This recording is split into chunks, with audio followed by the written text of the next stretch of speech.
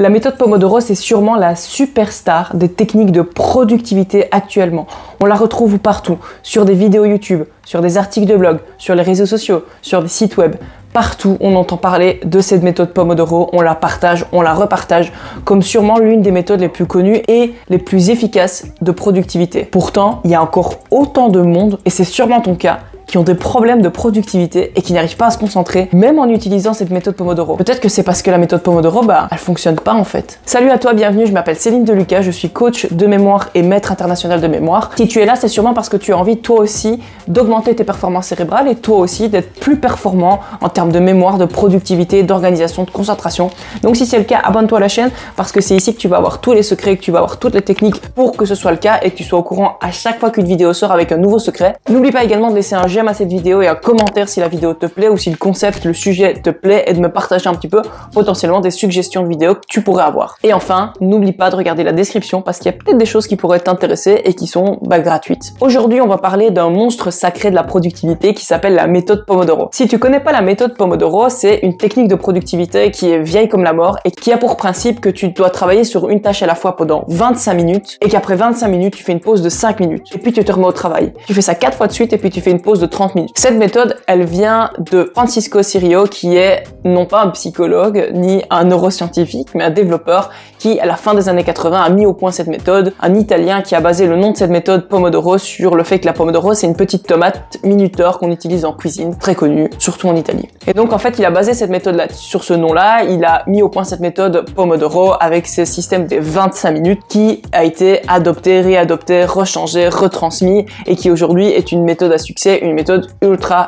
connue. Pourtant, ça ne fonctionne pas pour tout le monde. Donc dans cette vidéo, on va décrypter cette méthode Pomodoro, on va expliquer pourquoi elle fonctionne pas, et surtout, je vais te donner à la fin ma méthode Pomodoro améliorée pour que, enfin, tu sois productif. En réalité, cette méthode Pomodoro, elle n'est pas mise au point par un neuroscientifique, mais elle se base sur quand même des choses qui sont vraies et qui sont réelles. La première chose qui est cohérente sur laquelle elle se base, c'est le fait qu'il faut effectivement diviser ses temps de travail en temps courts. Et donc, c'est inefficace de travailler pendant des heures de suite, mais c'est plus efficace de diviser son temps de travail en sessions plus courtes, réparti dans la journée ou réparti dans le temps, plutôt que de se bloquer un énorme bloc d'heures de travail qui là, effectivement, la concentration va fluctuer. Cependant, ce chiffre 25 n'a absolument aucun sens et aucune base scientifique. Il n'y a aucun papier scientifique qui effectivement affirme que la concentration dure 25 minutes ou quelque chose comme ça. Les raisons, elles sont simples. Par exemple, dans mon cas, je pourrais tout à fait rester concentré intensivement sur un jeu vidéo pendant 2 heures, mais ce serait impossible pour moi de rester concentré plus de 15 minutes sur une équation mathématique. Ça veut dire que ma propre concentration fluctue fortement en fonction de l'activité, également en fonction du moment de la journée, également en fonction de la période de l'année, peut-être en fonction de mon état général, de l'environnement. Ma propre concentration et ma propre attention varient énormément en fonction de plein de facteurs. Et donc, ce serait inenvisageable si déjà avec une personne, on n'arrive pas à faire une moyenne, de déterminer une moyenne sur la plupart des gens.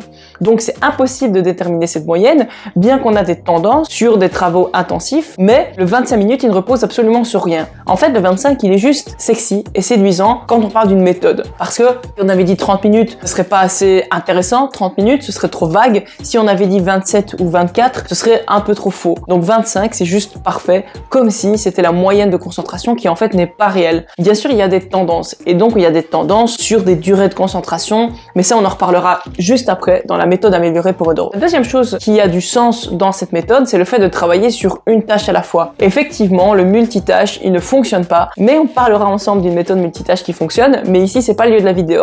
Donc effectivement, pour être le plus productif, il est mieux de travailler sur une tâche à la fois et de ne pas utiliser du multitâche. Donc effectivement, la méthode Pomodoro repose là-dessus, sur le fait de travailler sur une tâche à la fois en 25 minutes, et c'est effectivement ce qui fonctionne, donc là il y a du sens. Mais le gros problème de cette méthode Pomodoro telle qu'elle est utilisée aujourd'hui, c'est qu'on se concentre sur un facteur temporel plutôt que de se concentrer sur le facteur contenu du travail et objectif à atteindre. Ce facteur temporel qui fait qu'il faut travailler 25 minutes et puis s'arrêter, c'est le facteur qui fait que la méthode ne fonctionne pas vraiment. En fait, si on voudrait vraiment que la productivité soit à son maximum et optimiser sa productivité, au lieu de se concentrer sur le temps qu'on consacre à une tâche, il faut se concentrer sur la tâche et bien déterminer la tâche que l'on exécute. Mais évidemment, c'est beaucoup moins sexy à vendre et j'ai pas encore de nom pour ça.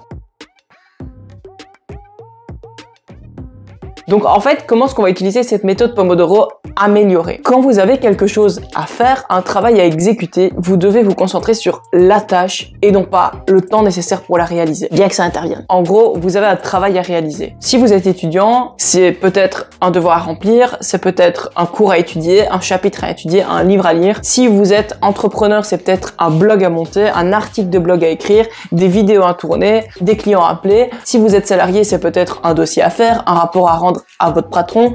Et donc, vous avez toujours une tâche. Et cette tâche, ce qui est important, c'est de déterminer son objectif. Quel est l'objectif à atteindre avec cette tâche? Ça va être toujours important de déterminer l'objectif le plus précis possible de la tâche que vous êtes en train de réaliser. Et surtout, de déterminer les actions à mettre en place pour atteindre cet objectif. Ça, c'est ultra important. Et c'est le travail à faire en amont de votre travail en lui-même. Donc, se mettre au travail, c'est déterminer sa tâche, déterminer l'objectif de la tâche et déterminer les actions à mettre en place pour atteindre cet objectif. Plus ce sera détaillé et précis, plus vous serez productif puisque pour votre cerveau, ça va dédramatiser complètement la situation. À ce moment-là, sur les actions à réaliser ou sur la tâche, vous allez estimer le temps nécessaire pour la réaliser. Effectivement, il y a des tendances. Et donc, moi, j'aurais tendance à dire de ce que j'ai lu et de ce que j'ai appris que vous pouvez franchement vous consacrer 30 à 45 minutes sur une tâche. Ça va dépendre de plusieurs facteurs, du temps nécessaire, du temps que vous avez devant vous pour le faire, du temps aussi de votre état général, de votre énergie, également de la qualité de la tâche que vous devez faire, de l'attrait que vous avez pour la tâche, si c'est quelque chose de très pénible ou si c'est quelque chose que vous aimez faire et pour lequel vous prenez du plaisir. Donc en fonction de ça, déterminez-vous des plages horaires et des tâches à réaliser dans des temps qui sont en fonction des facteurs que je viens de vous citer. Ça veut dire que si vous êtes sur une tâche très ennuyeuse et que vous êtes très fatigué, essayez plutôt de décomposer des tâches qui vous prennent approximativement 15 minutes. Vous avez votre tâche à faire, vous avez votre objectif divisé en actions à réaliser qui vous prennent environ 15 minutes que vous séparez par des micro-pauses. Si la tâche vous plaît et que vous êtes dans un bon état, que vous êtes dans votre pic de productivité, à ce moment-là, utilisez plutôt des plages horaires de 30 à 45 minutes sur les tâches à réaliser. L'essentiel, c'est que ce que vous divisez dans cette plage horaire-là doit être une action complète. Et donc, c'est une action avec un objectif que vous allez réaliser, même un micro-objectif. Vous devez écrire un article de blog, mais que vous détestez ça, et alors à ce moment-là, vous divisez en 15 minutes, il est clair que vous n'allez pas écrire un article en 15 minutes, mais vous allez pouvoir peut-être écrire l'introduction en 15 minutes. Et donc, vous écrivez l'introduction en 15 minutes, et puis vous vous arrêtez, vous faites une micro-pause, et là, vous passez à la prochaine étape. Et votre objectif d'écrire un article de blog, peut-être qu'effectivement, il vous prend 1 heure, mais cette heure va être divisée en 4 étapes de 15 minutes. Si par contre, c'est le kiff ultime pour vous d'écrire un article de blog, et à ce moment-là, vous prenez ça en une tâche d'une fois, mais même si vous la prenez en une tâche d'une fois, assurez-vous bien de décomposer les étapes à réaliser pour atteindre votre objectif. Et alors à ce moment-là, en fait, on se concentre plus du tout sur le temps, mais on se concentre sur la qualité et le travail à réaliser. Et c'est ça qui va être important, c'est de préparer son travail en amont, de réaliser son travail, d'atteindre les objectifs pour le faire, et ensuite après juste de diviser, d'espacer son temps de travail et éviter de travailler si possible plus d'1 heure consécutive parce qu'effectivement là, la concentration va baisser, qu'on le veuille ou non. Donc c'est important de se ressourcer à ce moment-là pour éviter de grignoter votre énergie et de gaspiller cette énergie bêtement sur un travail de mauvaise qualité. Voilà ici une méthode Pomodoro donc améliorée où on arrête de se concentrer sur le fameux chiffre 25 qui ne repose sur rien, mais de se concentrer sur une tâche à atteindre, un objectif à atteindre avec votre tâche et d'alors de diviser ces tâches en sessions que vous dispersez dans votre temps de travail ou dans votre journée. Avec cette méthode, là on a vraiment des faits scientifiques et ce que les neurosciences appliquent et donc c'est moins sexy qu'une méthode Pomodoro, mais c'est beaucoup plus efficace. Voilà pour cette vidéo et pour cette méthode Pomodoro améliorée. N'hésitez pas donc à laisser un j'aime si cette méthode vous a plu, ou en tout cas si ça vous a parlé, et laissez-moi un commentaire pour me partager votre expérience avec la méthode Pomodoro. J'ai vraiment hâte de lire vos commentaires et de lire un petit peu vos retours par rapport à cette méthode.